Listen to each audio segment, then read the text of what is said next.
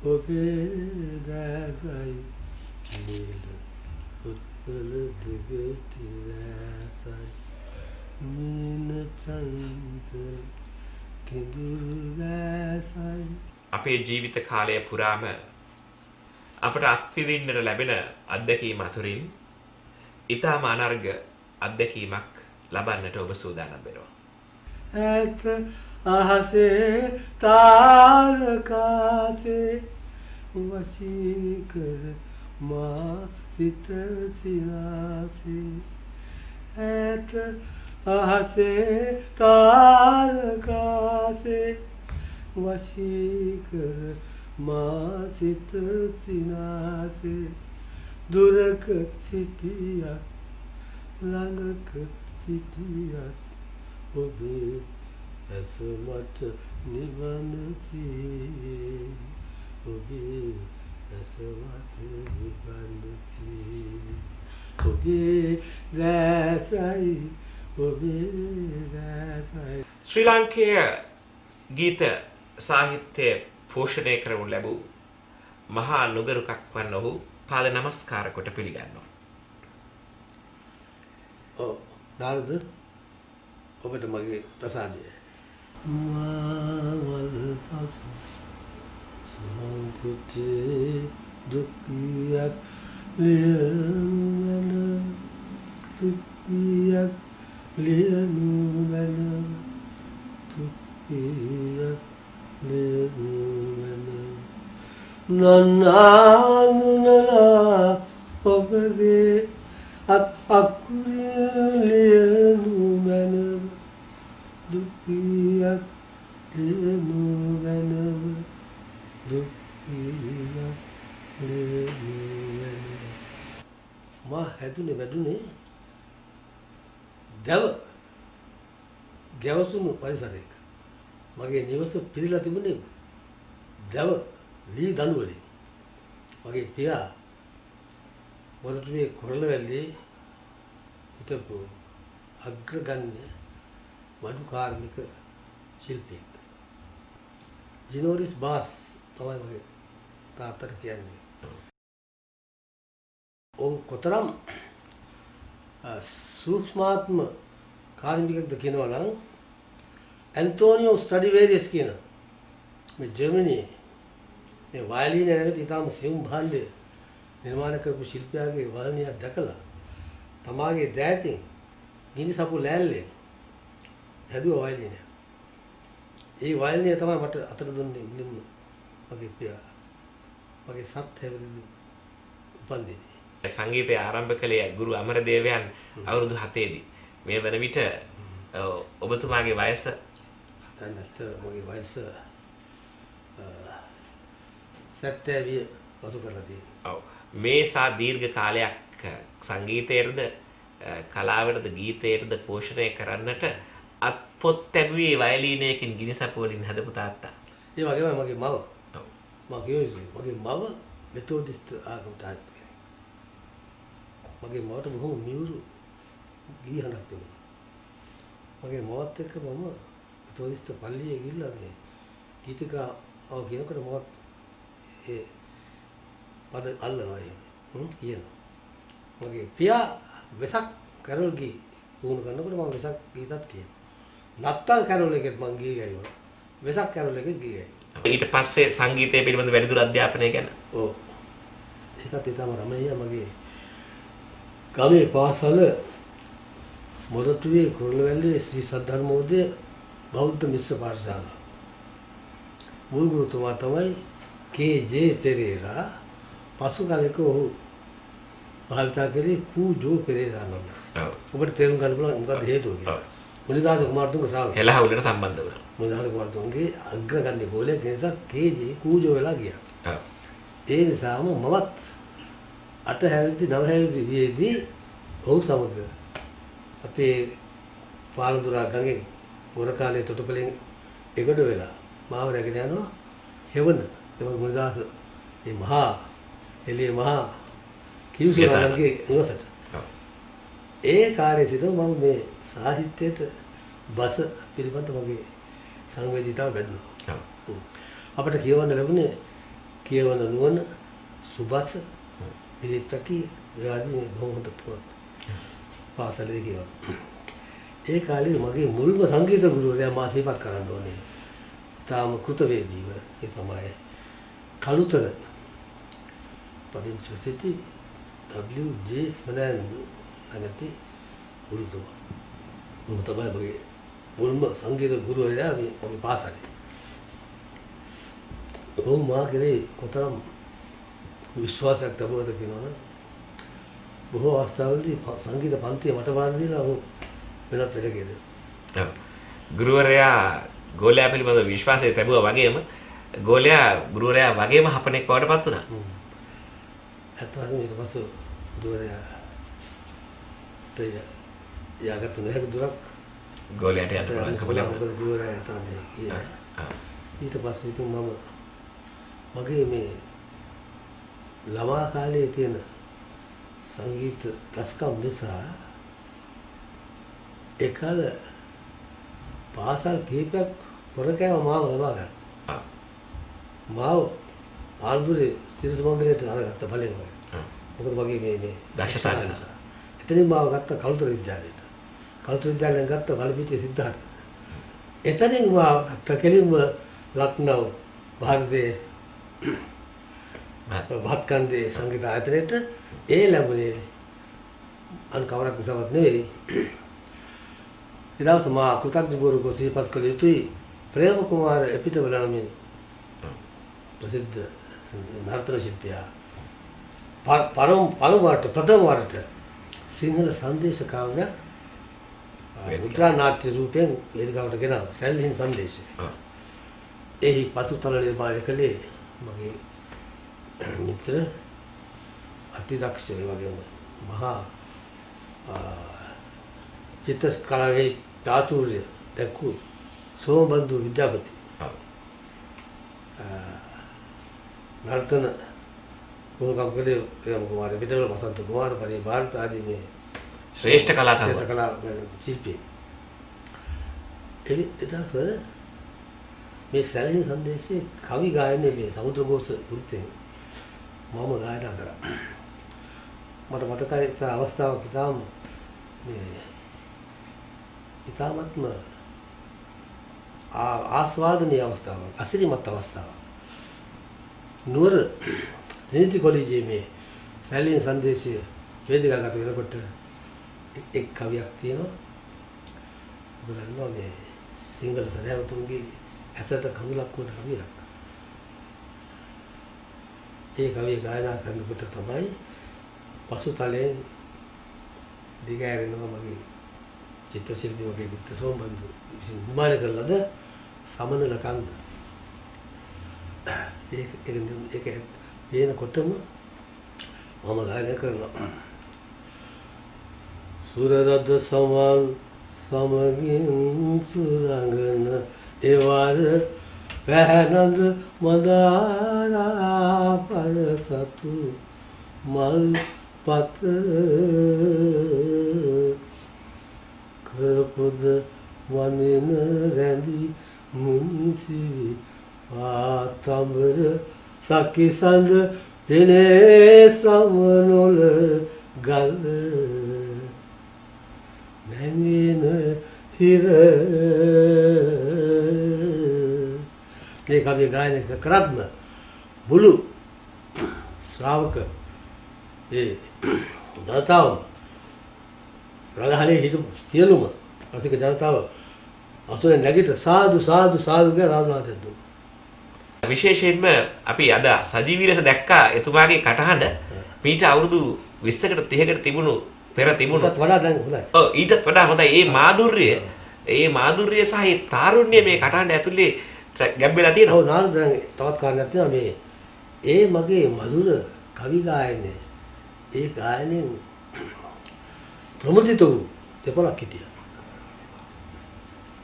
එකල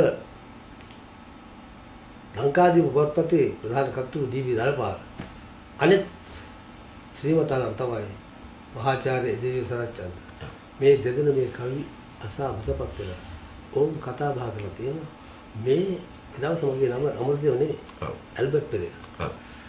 මේ ඇල්බර්ට් කුඩා දරුවා මෙතරම් රසට කවිය කියනවා නම් මොහු භාරතයට ගිහිල්ලා හොඳ සංගීතය හදාලා ආවොත් මොතරම් මේ අසිරිමත් විදිහට මේ ගායනා කරයි කියලා හිතලා තමයි ඒ මොහොතේ ඔහු සංවිධානය කරගත්තා ලංකාදීප අමරදේව ශිෂ්‍යත්වයේ ගොඩනැගුවා. ඒ මගින් තමයි ඔබතුමාට යන්න අවස්ථාව. ඒ වගේම තමයි මම 1953 ඔක්තෝබර් මාසයේ ලංකාව පිටත් වෙලා ගියා. උත්තර භාරතයේ භාත්කන්දේ විද්‍යාලයට. වැඩිදුර සංගීත අධ්‍යාපනය සඳහා. ඒ ආයතනෙත් මම මුල් තැන ගත්තා. අමරදේව නම් මේ කුමරුවා ජාතියේ පිරින් පහළ වූ සහ අපට අපේ ජාතිය ලෝකයට ගෙන යන්නට පහළ වූ අපේ රටේ නම ලෝකේ රඳවන්නට පහළ වූ පුත්රුවණක් කියන එක පැහැදිලි කරන්න තවත් සාක්ෂි අපට එමට තිබෙනවා.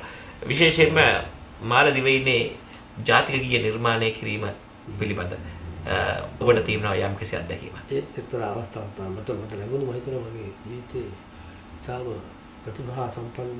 ප්‍රභා සම්පන්න අවස්ථාවක්. මට 980 ගණන් මාලදිවයින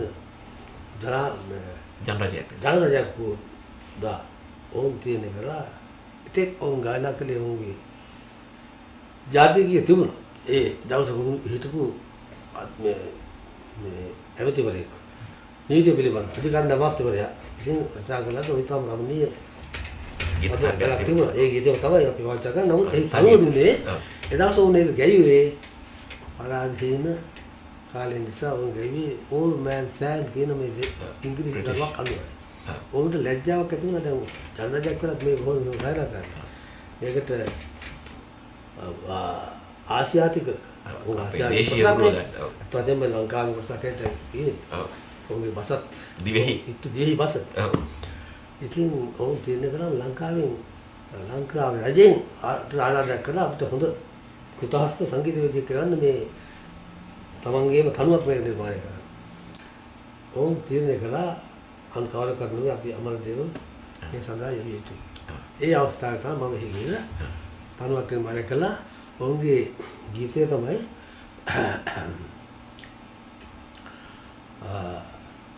ඒ ඔවුන්ගේ ජාතික ගීතය ඔවුන් කියන්නේ එකට ඔවුන්ගේ වශයෙන් කියන්නේ මොකද තරමක් ඔවුන්ගේ පස්සේ කාලෙක මේ හොඳ පිරිසුදු සිංහල භාවිත කරේ පසු කාලෙක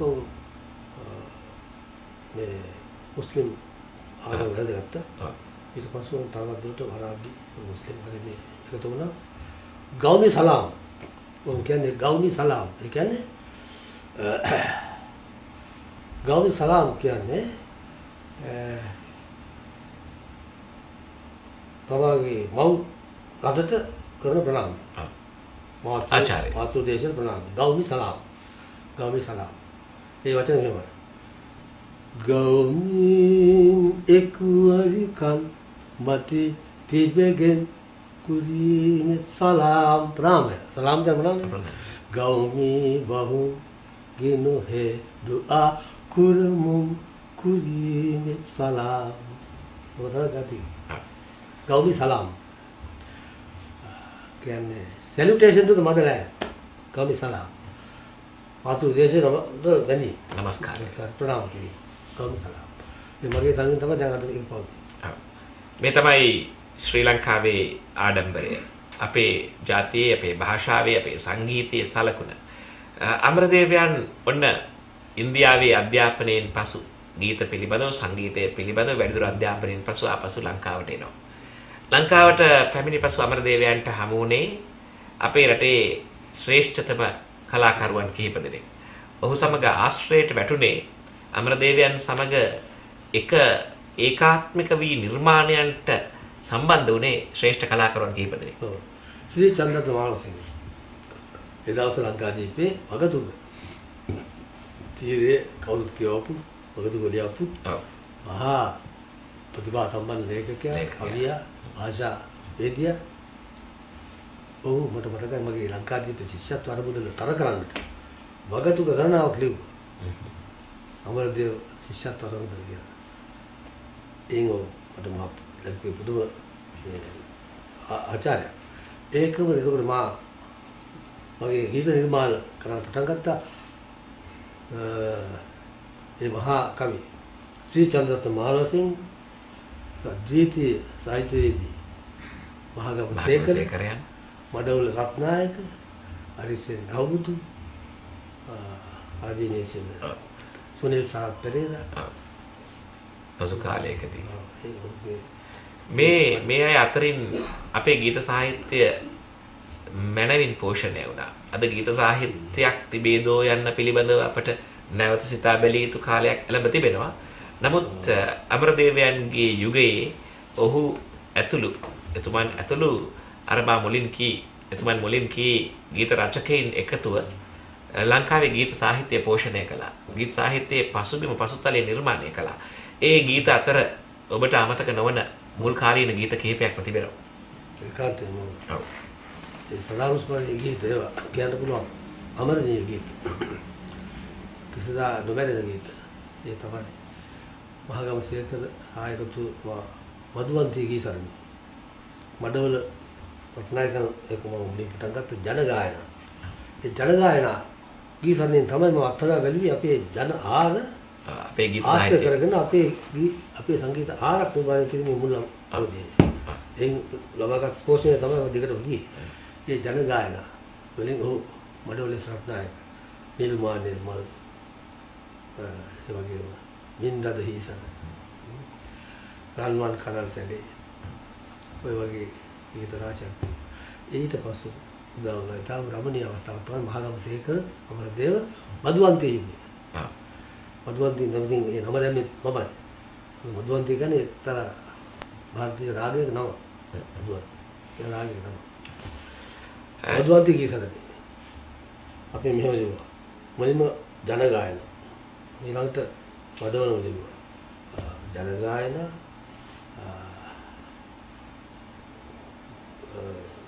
ස්වර වර්ණ ඊළඟට ඩෝල්ටන් අල්විස් පසු කාලයක සම්බන්ධ. තාම රමණීය විදිහට ලියුවා. විජය ගීත කොහොමද දේශීය කියන්නේ ජාතික අභිමානීය ගීත දේශාභිමානීය පිළිබඳ ගීත.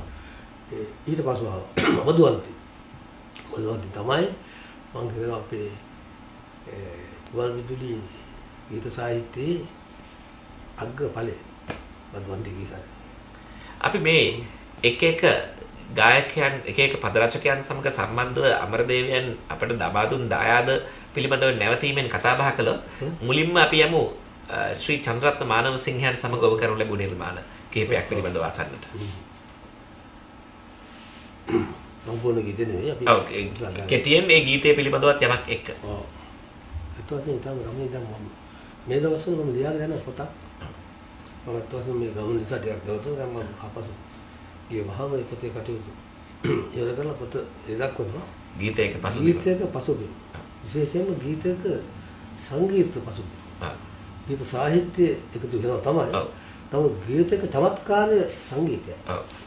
මේවා කියලා තියෙනවා මේ ජෝසප් හේඩ්නි කියන මහා අටහිර සංගීතවේදියා සංගීත සංගීතයේ පිටුවරේ. ඔව් කියනවා.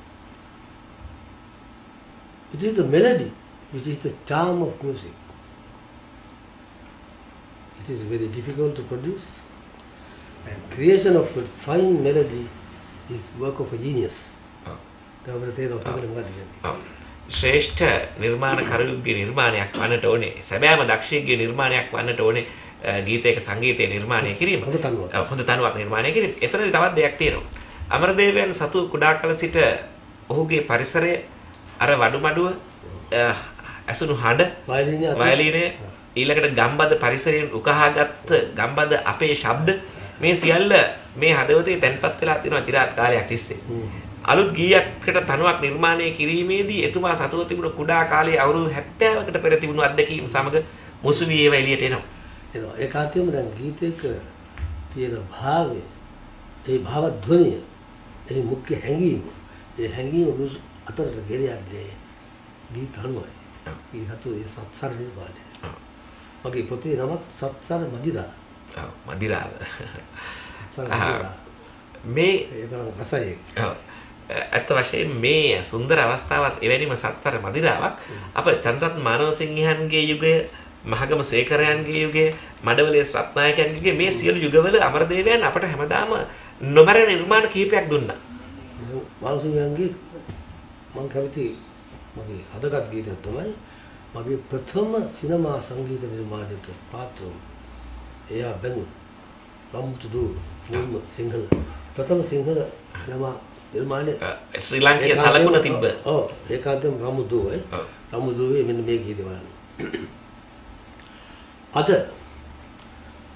හැම වෙසක් පොයකම හැම වෙසක් තොරණකම අනිවාර්යයෙන්ම අපිට ඇහෙන්නේ පාරමිතාවල පූජිත පූජිත බුද්ධ දිවා කුරානෝ වෙසක් පොදින තිනෝසේකෝ බුද්ධ දිවා කුරානෝ මේ අමරදේව සේකරගේ අංගල පිළි බැදුර හේනට අරගෙන එනවා එලා පැදුර මැස්සේ එහි සැතපෙනවා රටා වේපු අද්දක මට සිහිවෙනවා හිතේ දුකට එතකොට කවි කියවෙනවා ඔහු මේ ස්පෞසේ දුකට කියන සීමද නමින් තමයි නිර්මාණය කෙතරම් සංවේදීද යත් මේ මොහොතේ මෙතන රැස් වී සිටින අයගේ දැස්වල කඳුළුපට පේනවා. මාගම සේකරයන් ඔහුගේ හදවතින්ම ගත්ත නිර්මාණයට අමරදේවයන් පණ දුන්නා. ඒ ප්‍රාණය තමයි අපට අදත් සදාකාලිකවම මේ ගීත වලින් අසන්නට ලැබෙන්නේ. ඔව් ගීත කාව්‍යක පණනල දේව කාව්‍යක චමත්කාරය අන් කිසිවක් නෙවෙයි. ඒ අනුව යන ඒ නිර්මාණය ඒ තනු නිර්මාණය. ඒ ගීයේ සංගීතය. සංගීතයේ තනුව පමණකුත් නෙවෙයි. අමරදේවයන්ගේ හඬම එක්තරා විදිහක සංගීතයක්. ඒකයි මෙතන තියෙන සුවිශේෂත්වය. මොකද ඔහුට ඒ ගීතේන අදහසට සහ ගීතේන සංගීතමය පසුබිමට නොදෙවෙන වූ හඬක් තියෙනවා. මේ හඬ තියෙන්නේ අමරදේවයන්ට පමණයි. ඒකයි අමරදේවයන් අපේ ජාතික වස්තුවක් ලෙස අද අපි සලකන්නේ. මෙතෙන්දි මට මතක් වෙනවා මහගම සේකරයන් පිළිබඳව කතා කරපු නිසා මා මලපසු සොහොන් කොතේ දුක් කීයක් ලියන මැනවි. මා මලපසු සොහොන් කොතේ දුක් කීයක් ලියන මැනවි දුක් කීයක් ලියන මැනවි දුක් කීයක් ලියන මැනවි නන්නානුනලා ඔබගේ අත් අකුලියනු මැනව දුක්ඛියක් ලියනු මැනව දුක්ඛියක් ලියනු මැනව. අමරදේවයන් ජාත්‍යන්තර ගෞරව ආදරයට පාත්‍ර වුණා. ගීත පිළිබඳව අපි නැවතත් එනවා. නමුත් මේ පිළිබඳවත් කතා බහ කළ යුතුයි. එතුමන් ලංකාවේ නම ලෝකයට රැගෙන ගියා වගේම ලෝකයේ ගෞරව ආදරයට එතුමා පාත්‍ර වුණා. මේ මෑතකදී ප්‍රංශයෙන් එතුමාට පිරිනැමුණු සම්මානය පිළිබඳව අප අසන්නට කැමැතියි. ශිවලිය කියන්නේ ඒක වෙන මොනවද නේ? ඔව් අපි ඒක ගමු. ශිවලිය. මේක නේ. හවුස් රජෙන් මට ලැබුණු සම්මානය. සිනමාවේදී ලෙස්ටර් ජේම්ස් පීරිස්ගෙන් පසු මට ලැබුණ කටයුතු. ඔව්. ඊළඟට මෙතෙක් කිසිම භාරතයෙන් කිසිම සංගීතඥයෙක් නොලද පද්මශ්‍රී කියන සම්මානය. ඔව්. අදින භාරතීය සංගීතඥයෙකුට පමණයි. ඔව්. පද්ම සම්මාන කියන කීපයක් තියෙනවා. පද්මශ්‍රී, පද්ම භූෂණ, පද්ම විභූෂණ, ಭಾರತ රත්න ආදී වශයෙන් යනවා.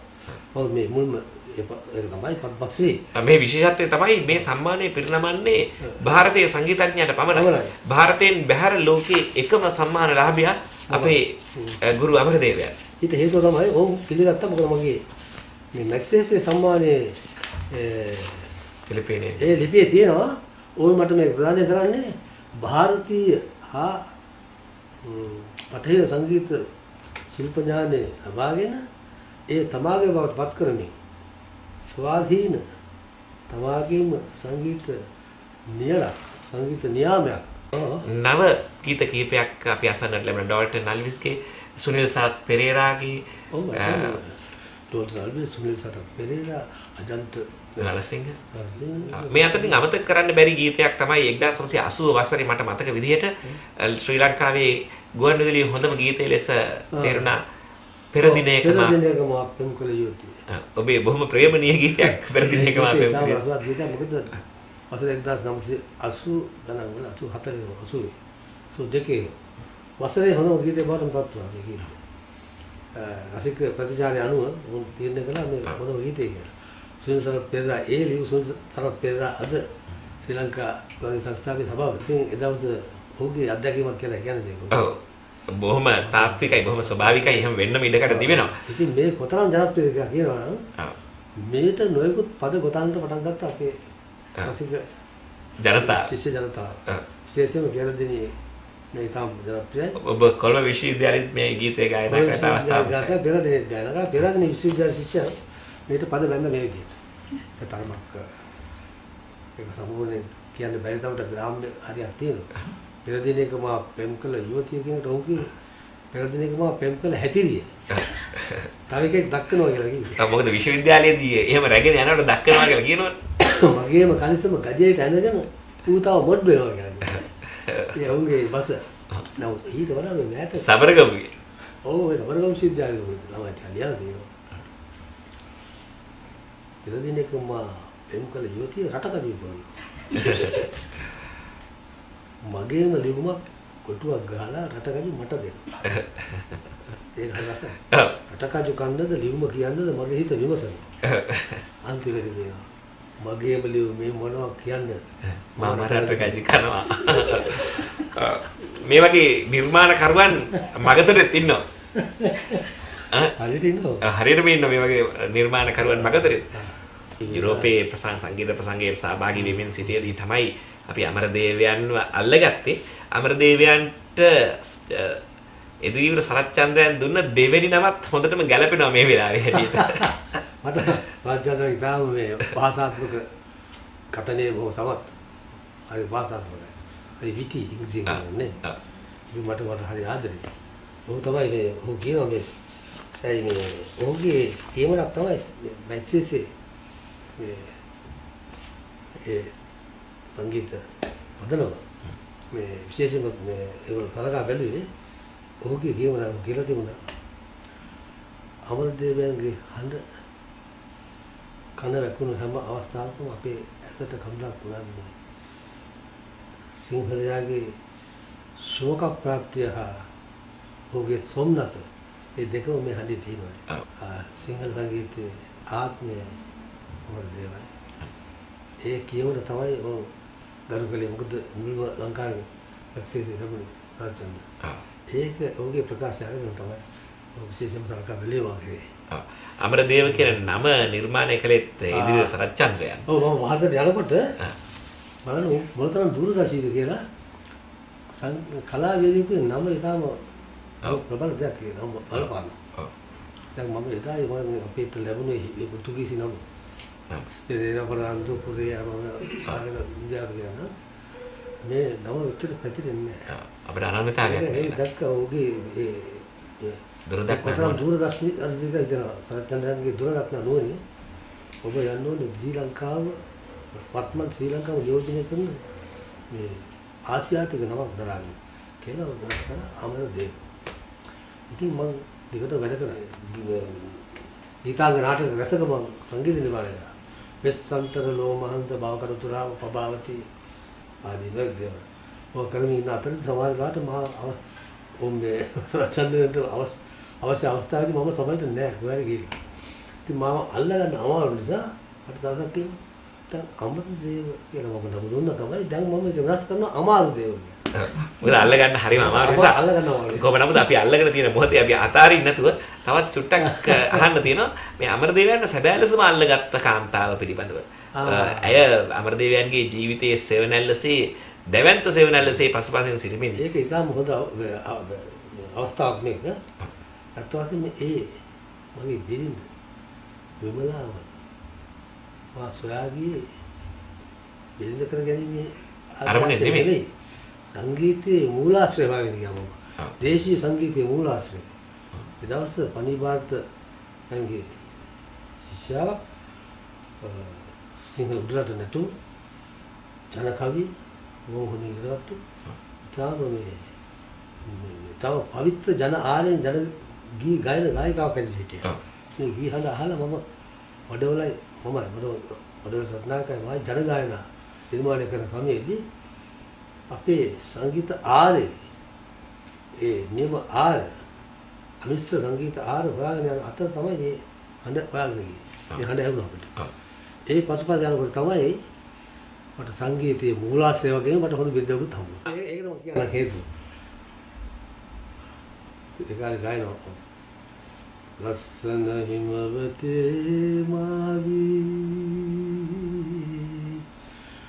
පැසෙන්නේ දුක් දෙන අලි අත්පන්නා අරින්නේ රක්මන වෙලබතේ රක්මන දෙවියනේ වෙලබත මුතුනේ දුප්පත් කම මිසයි මම පැල් රකින්නේ අනේ ඒ ගමිය ඒ පැල් කවි ඒ තමයි දුක තුළ මොනවාද අසිමත් ප්‍රකාශ කරා. ඔය අනුව තමයි ඔබේ ඉලේ පැතුරේනස අරගෙන එනවා එලා පැදුර මැස්සී එහිසත වෙනවා රටා වේපු අත්ක මත සියනවා හිතේ දුකට එතකොට කවි කියනවා. අමරදේවයන් අපට පැහැදිලි කර දුන් එක් සත්‍යයක් තිබෙනවා. දේශීය ජන කවි හුදෙක්ම ජන කවි වර්ගයක් නොව එහි සැඟවී ඇත්තේ අපේ සංගීතමය ආත්මය බව. අපේ දේශීය හඬ තමයි දැකලා තියෙන්නේ. ජන කවිය තුළ තියෙන්නේ සංගීතය කියන එක අපි හඳුනාගත්තේ අමරදේවයන්ගෙන් පසුයි. ඒකත් එහෙම මෙහෙම දැන් සංගීත පිළිබඳව වැඩිදුර පොතපත කියවනකොට මට ලැබුණා. කියවන්නේ මේ සංගීත ප්‍රඥාව පිළිබඳව තියෙනවා. Melody Patterns of the Nation. මේක මේ සංගීත ශාස්ත්‍රඥ පොතයක්. Melodic line කියන්නේ මේ මෙලඩි තනුව. Melodic කියන්නේ ස්වර. Melodic line follows the natural influences of the language and the speech patterns of the nation, which is based on the native soil. ජාතික මව්බිමෙන් එන ජාතික මේ පොළවේ පස මත දැන්ලා තියෙන එකක් තමයි මේ මෙලඩි එක. භාෂාව මුල් වෙනවා. ඒ භාෂාව ඒකවල දැන් ගන්න ජන බස. මේ භාෂාවට මුල් වෙලා තියෙන දැන් අපි දන්නේ කවුද මේ තනු කිව්වේ කියලා දැන්. ලස්සන හිමවතේ වාවි. එහෙම කිව්වේ ලස්සන හිමවතේ කියන ඒ බස. අනුගමනය කරපු ස්වර එහෙමයි. ඒතර මේ ස්වර නිතරම අනුගමනය කරන්නේ බස. බසේ ආර. ඒක තමයි රීතිය සංගීතයමයි. ඉතින් අපි ඒක හොයාගත්තේ මේ ප්‍රාඥ මියුසිකොලොජිස්ට් කියන ලෝකේ ඉන්න ජගත් සංගීත විශාරදයෙක්. ඒ වෙන විටත් අපේ පැරණි දේශීය ජන කවි තුළ මේ අදහස තිබුණා. දැන් බලන ජනගායන තත්තතල තනෙන තත්තතල තනෙන තත්තතන තංගලා තුරගවන්න උත්තරේ තියෙනවා. දැන් ඔය ආරෙන් ගිහලා මම ඔකට දෙවට කොටසක් ගොතු කරා. තායි අන්තරා කියන කොටස් දෙකේ අන්තරා කොට දෙවට කොටස මම ඔය ආරෙන් ගියා. ඒ ඔය ගායන අපේ ඔය ගෙන විමලාවන් ගානෝ තත්තතල ඈ ඒක තුරගවන්න. මම ජන ගායන වල කිව්වා. රන්වන් කරල් සැලේ සංසුන් කමින් වරවසිගත් සිතින් යුතු කත්සේ සිගත් සිතින් යුතු කත්සේ ඕක තමයි මම විමානය කරපු මන්ද සුලඟ ආසමඟ මන්ද සලන විට ගමද මන්ද සුලඟ ආසමඟ මන්ද සලන විට ගමද පෙම්මල් උදා කරති සතොසේ පෙම්මල් උදා කරති සතොසේ ඒක රසවත් ගීතයක් වුණා. තුනගා වන්නේ මේ තුනගා වන්නේ ඒක වන්දනය කරා. ඒ ආරෙම්බ මේක තමයි රීතිය. මේ ජන රීතිය අගය කරලා තමයි මට ඔය සම්මාන දෙන්නේ මේ. අමරදේවයන් අපට ආදරය පිළිබඳව හොඳ අත්දැකීම් ලබා දුන්නා. ආදරය ලෙස විඳින්නට ඒ ආදරණීය හැඟීම හැබැවින්ම දනවන ගීත කිහිපයක්ම අමරදේවයන්ගේ හඬ තුළ තිබුණා. අමරදේවයන්ගේ හඬ පිළිබඳව ਵਿਚාරය කරන බොහෝ දෙනෙක් එක මතයකට එන්න බැරි අපහසුතාවයට පත් කරලා තියෙනවා. මේ අපහසුතාවය තමයි එකවරක ඔහුගේ ගීත අපට කියන්නේ මේ ජාතියේ අභිමානීය හඬ. වරක ජාතියේ අභිමානය නියෝජනය කරන අමරදේවයන් තවත් වරක ආදරය පිළිබඳ සංකල්පය අපට දෙනවා. තවත් වරක පාළුවද තනිකමද දුකද වේදනාවද අමරදේවයන්ගේ හඬේ ගැඹී තිබෙනවා. තවත් තැනක සන්තුෂ්ටියද උත්ප්‍රාසයද මේ සියල්ල සංගවී තිබෙනවා. මේ නවතින්නට යන්නේ ආදරය පිළිබඳව ඔහුගේ ගීතයක් ළඟ. ආදරෙමු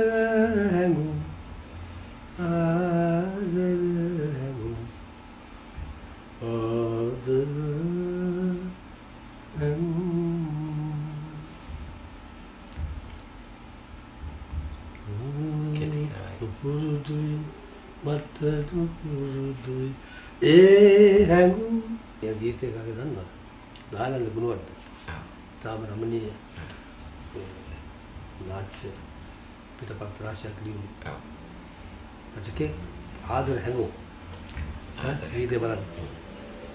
හැබැයි ඒ තනු හැබැයි සෝදා සැල්විඩ කරලා නැති මගේ මොන මිත්‍රයෙක්. මම ගායනා කරනවා. තාම රමණීය. ඒ වගේ මම රචනා කරපු ආදරය පිළිබඳ මින්දද පාළු අඳුරුනේ අහස මමයි ඇත දිලෙන තනි පදුව ඇයයි යුගයෙන් යුගයට හදවත් ඉරුවන් යුගයෙන් යුගයට හදවත් ඉරුවන් සදාකාලික වූ සැපත ඇයයි පාළු අඳුරුනේ අහස මමයි ඇත දිලෙන තනි පදුව ඇයයි අක්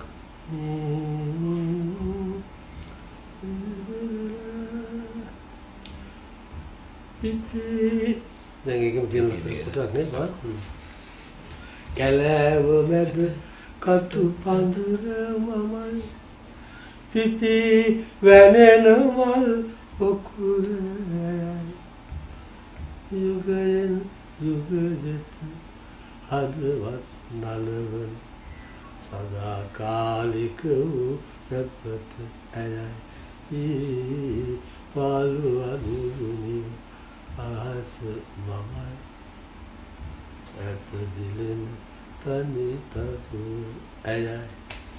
ගීත රචනා කළේ මාගමසේක රචනා කරලා. වඩ රත්නායක රචනා කළ ගීත බලන්න. ආදේක නින්දද හිසල් වැඩි සැලෙන හද නම්වන දුකි ඔබට ඇසෙන වද චන්දන මල් අතුරා හැතියානට කන්ද කපා ආයන් රන් තුන් සඳ